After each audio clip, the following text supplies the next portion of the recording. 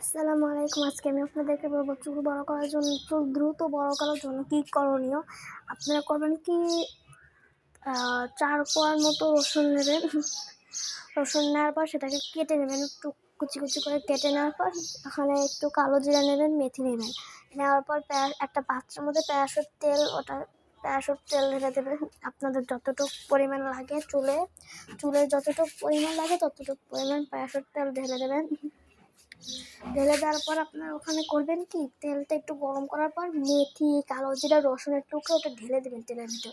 তারপর ওটা যখন দেখবেন যে রসুনটা একটু লালচে লালচে আসতেছে, তখন লালচে লালচে হয়ে আসছে, তখন রসুনটা আর তখন তেলটা একটা ছাঁকনির মাধ্যমে একটা